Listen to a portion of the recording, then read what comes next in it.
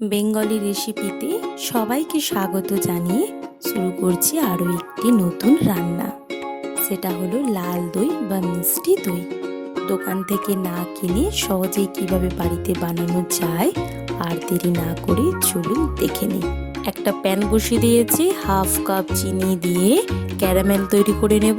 তবে গ্যাসের আঁচ হাই টু মিডিয়ামে রেখে আর এইভাবে কনস্ট্যান্ট নাড়াচাড়া করে এইভাবে 1 মিনিট ধরে আমি একটু জাল করে নিলাম, কারণ চিনির মধ্যে যে জলটা থাকে সেটাও অ্যাবসর্ব হয়ে যাবে। চিনিটা গলে খুব সুন্দর ব্রাউন কালার চলে এসেছে, তবে বেশি জাল করলে আবার তেতো হয়ে যেতে পারে। দিচ্ছি 1 কাপ লিকুইড দুধ। আর অনেকেই হয়তো ভাববেন যে এরকম তো না করে দুধের মধ্যে চিনি দিয়ে জাল করে নিলেই হয়ে যেতে পারে এরকম কালার, কিন্তু একদমই সেটা করবেন না। দুধে বেশি জাল করে নিলে চিনি দিয়ে দুধটা কিন্তু আঠালো হয়ে যেতে পারে। প্রথমেই চুলায় একটা কড়াই বসিয়ে দিয়েছি, তারপর 3 কাপ জল দিয়ে দিচ্ছি। জলটা যখন হালকা গরম হয়ে যাবে ঠিক সেই সময় দিচ্ছি 1 কাপ গুঁড়া দুধ। তারপর 1 মিনিট ধরে মিডিয়াম টু হাই হিটে রেখে ফুটিয়ে নিচ্ছি, তবে বেশি জাল করার দরকার নেই। যদি আপনি লিকুইড দুধে করেন তো যদি 5 কাপ নেন তো 4 কাপ করে নেবেন, বেশি জাল করে কমিয়ে নেওয়ার দরকার নেই। অন্যদিকে 100 গ্রাম টক দই একটা ছাঁকুনিতে দিয়ে দিয়েছি, কারণ এক্সট্রা যে জলটা সেটা আলাদা হয়ে যাবে। মিষ্টি দই যখন দইটা অ্যাড করব, দইটা বসে যাওয়ার পর যে জলটা কেটে যাওয়ার চান্স কোনো থাকবে না। তারপর দিচ্ছি দুধের মধ্যে হাফ কাপ চিনি, তবে এটা আমি আমার স্বাদ বুঝে দিয়েছি, আপনারা আপনাদের স্বাদ বুঝেই দেবেন। দুধটাকে একটু জাল করে নিচ্ছি 30 থেকে 45 সেকেন্ডের মতো, তবে গ্যাসের আঁচ মিডিয়াম টু হাই আছে রেখে। তারপর দুধের মধ্যে দিচ্ছি সেই ক্যারামেলাইজড মিল্কটা, এটা দিয়ে ভালোভাবে মিশিয়ে নিচ্ছি। দেখুন আস্তে আস্তে দুধের কালারটা চেঞ্জ হয়ে আসছে।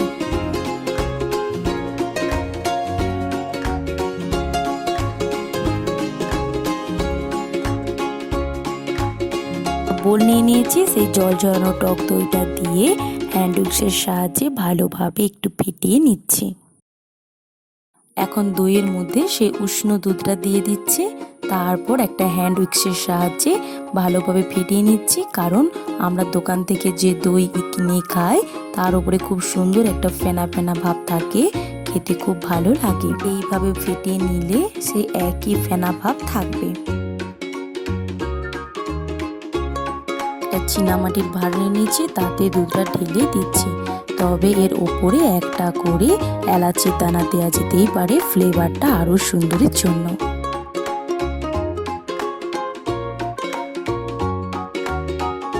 এটাকে আগের থেকে আমি ফ্রি হিট করে নিয়েছি। কিভাবে করলাম আমার চ্যানেলে যে কেকের রেসিপিটা আছে আপনি দেখে নিতে পারেন। তারপর একটা পাতলা টাইপের প্লেট দিয়ে দিলাম, তাপটা যাতে না সরাসরি লাগে। তাতে একটা পাতলা টাইপের টাওয়াল দিয়ে দিলাম, ভাঁড়ের মুখটা আমি একটা ঢাকনার সাহায্যে আটকে দিলাম।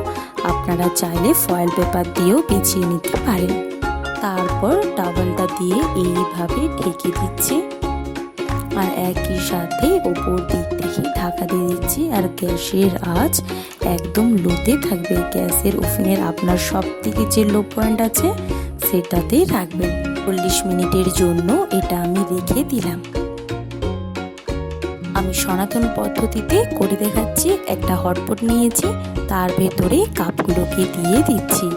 এটা আপনারা আলমারিতে রেখেও করতে পারেন, অর্থাৎ অন্ধকার জায়গায় রেখে করলে খুব ভালো হয়। এই দইটা জমতে 9 থেকে 10 ঘন্টা লেগে যাবে। 40 মিনিট হয়ে যাওয়ার পর ঢাকাটা খুলে আমি দেখে নিচ্ছি। একটু ঠান্ডা হয়ে গেলে তারপর খুলে নিয়েছি, কারণ গরম থাকলে এটা হাত দেওয়া যাবে না। ঢাকাটা খুলে দেখে নিচ্ছি কেমন হয়েছে। এটা আমি এইভাবে করছি, কিন্তু পড়ছে না, তার মানে দইটা ভালোভাবে জমে গেছে। যদি না ভালোভাবে জমে তাহলে আরও 15 থেকে 20 মিনিট এইভাবে রেখে দিতে পারেন। আমি আপনাদেরকে একটু কেটে দেখাচ্ছি কতটা সুন্দর হয়েছে।